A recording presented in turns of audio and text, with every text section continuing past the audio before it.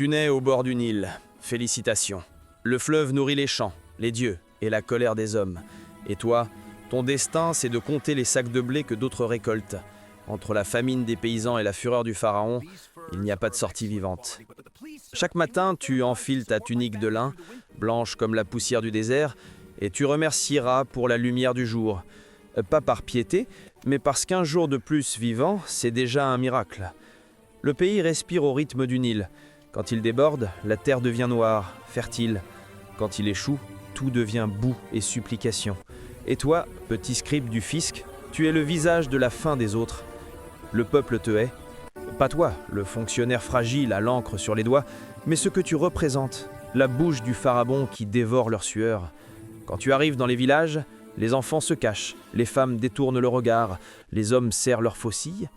Tu portes ton calame comme une arme, ton rouleau de papyrus comme un verdict. Tu dois noter combien de jarres d'orge, combien de poissons séchés, combien de bœufs chaque famille doit livrer. Et quand ils n'ont rien, tu prends quand même.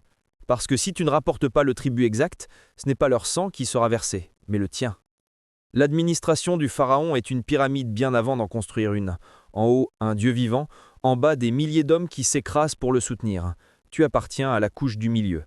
Assez haut pour être haï, trop bas pour être protégé. Les nobles te méprisent, les paysans te maudissent. Et chaque erreur de calcul peut t'envoyer nourrir les crocodiles de Sobek. Ton jour commence avec les scribes du temple. On trempe les pinceaux dans la suie, on pèse les grains, on scelle les entrepôts. Tu dois jurer que chaque compte est juste, mais tu sais que tout est mensonge. Les gardes volent une part, le prêtre une autre, et le vizir en réclame 2 de plus. Tu ajustes les chiffres, tu maquilles les pertes, tu transformes des manques en offrandes. Et quand on te demande où sont passés les 100 sacs manquants, tu cites la crue du Nil, les rats ou la volonté des dieux. Personne ne veut savoir la vérité, seulement qui sera puni. Le soir, tu rentres dans ta maison d'argile, les doigts tachés d'encre et la gorge pleine de sable. Tu bois du vin coupé d'eau et tu comptes mentalement les fautes du jour. Tu n'as pas de famille. Les administrateurs n'en gardent pas longtemps. Trop de rancune, trop de menaces. Certains disparaissent dans les canaux, d'autres sont appelés au palais et ne reviennent jamais. Toi, tu apprends à sourire sans promesse et à te taire sans explication. Mais le plus dur, ce n'est pas la peur, c'est la honte. Quand tu croises un laboureur qui s'agenouille pour supplier, et que tu sais qu'il dit la vérité, que sa récolte est morte avant d'avoir poussé, tu dois quand même écrire 5 sacs dus à sa majesté. Tu mens au nom du soleil, tu t'inclines devant une injustice comme devant une statue dorée, et plus tu mens, plus tu vis. La nuit, tu rêves d'eau, pas celle du Nil, mais une eau claire, sans dette ni ordre royal. Tu te réveilles avec la bouche sèche, en priant pour que le Nil déborde. Parce qu'une bonne imposition dépend d'une bonne inondation. Si le fleuve échoue, tout le monde crie famine, et toi, on t'accuse d'avoir mal compté. Alors tu pries pour la crue et pour la peur, car la peur te garde vivant.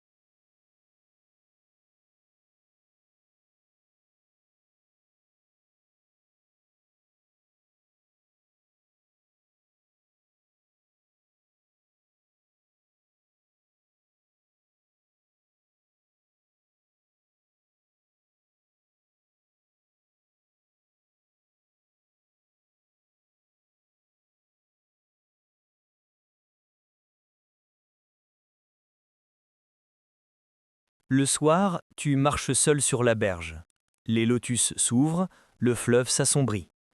Tu penses à la famille de cet homme, à son regard avant la fin. Tu te dis que ce n'est pas toi qui l'as tué. Mais la vérité, c'est que tu as seulement déplacé la main du bourreau. Tu lèves les yeux vers le palais au loin, ses colonnes blanches brillant sous la lune. C'est là que monte tout l'or, tous les blés, tous les serments.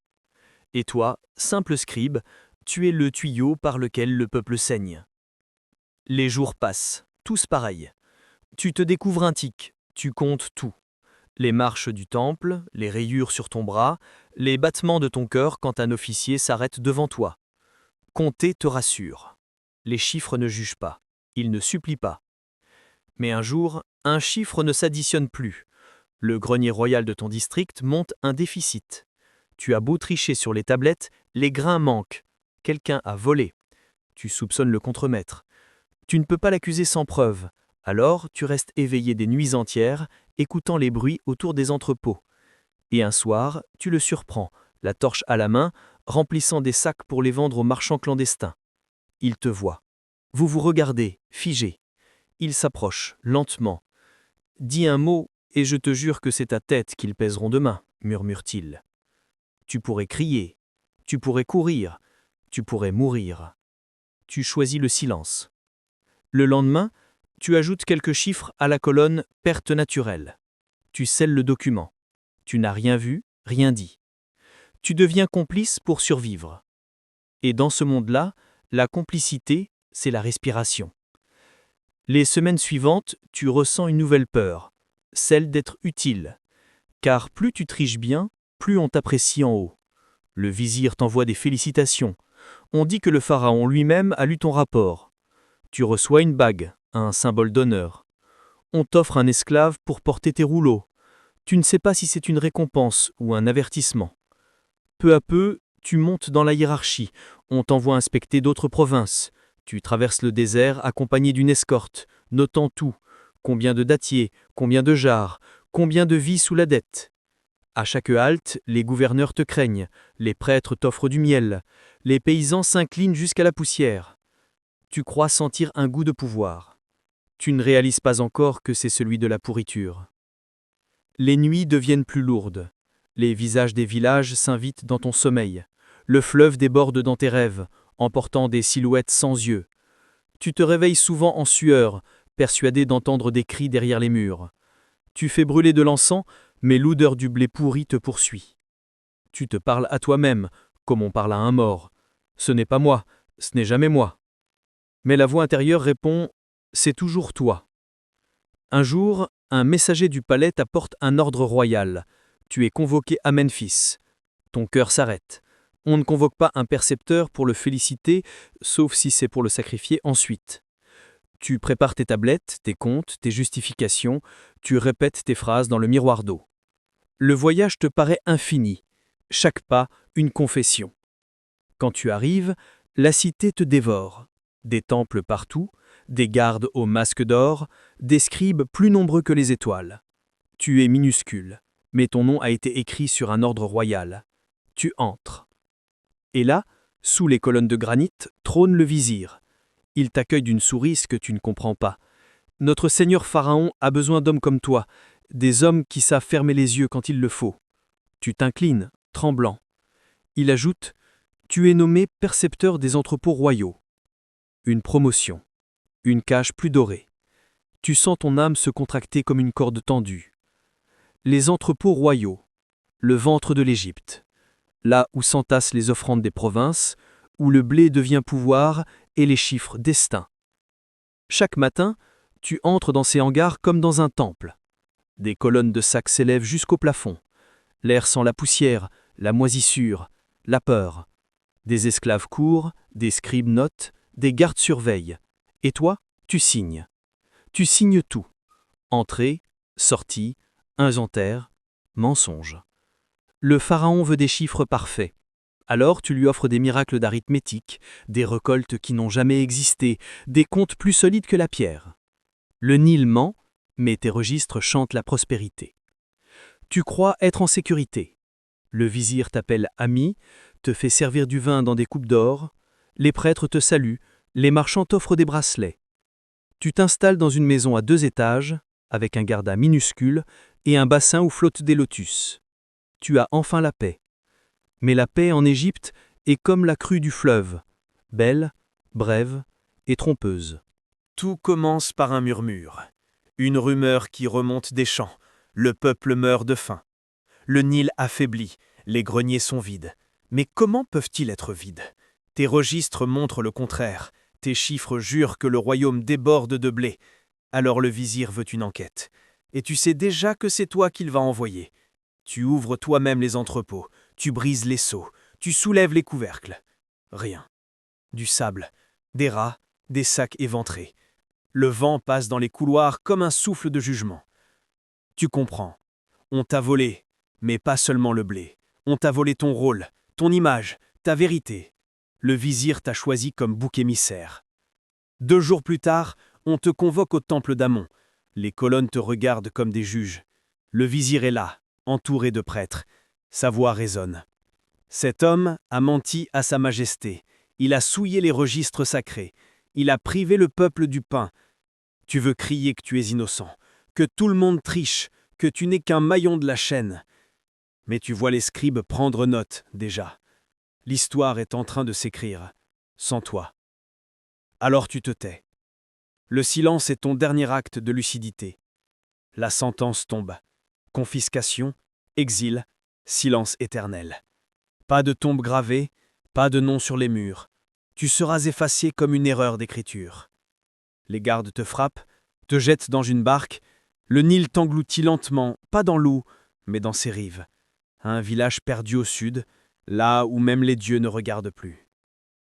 Les années passent, tu vieillis dans la poussière, les doigts raides, les yeux brûlés par le sable. Tu grattes encore des signes sur des éclats de poterie, par habitude. Personne ne lit, personne ne viendra.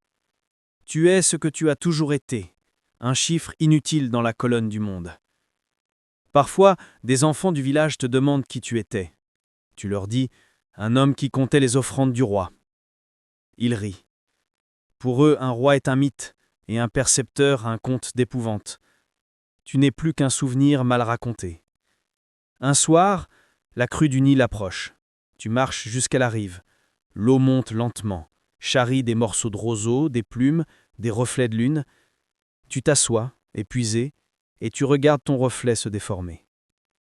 Tu penses à tous ceux que tu as ruinés, à tous ceux que tu as servis, et tu comprends enfin que tu n'as jamais appartenu à aucun des deux. Tu étais un pont entre la misère et le pouvoir, un pont que les deux camps ont piétiné jusqu'à l'effondrement.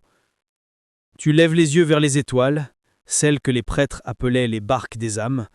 Tu murmures « J'ai compté pour les dieux, mais aucun d'eux n'a compté pour moi. » Puis tu ris, un rire faible, creux, comme le bruit d'un papyrus qu'on déchire. Le fleuve t'éclabousse les pieds, froid comme le jugement. Tu restes là jusqu'à ce que l'eau te recouvre les genoux, puis la taille. Tu fermes les yeux. Pour la première fois, tu ne comptes plus rien. Le lendemain, le Nil redescend. On retrouve ton corps parmi les herbes. Les villageois creusent une fosse, sans stèle, sans nom. Mais quelques jours plus tard, un scribe en voyage trouve près de la berge un fragment de poterie gravé de ton écriture, des chiffres, des lignes, une prière griffonnée à la hâte. Il la ramasse, la nettoie, la garde. Des siècles plus tard, ton éclat repose dans une vitrine d'un musée moderne. Les visiteurs lisent « Inscription comptable, Égypte ancienne, auteur inconnu ». Et personne ne sait que derrière ces signes, il y avait un homme, un regard, une vie effacée. Le fleuve continue de couler, le pharaon a changé, le peuple aussi.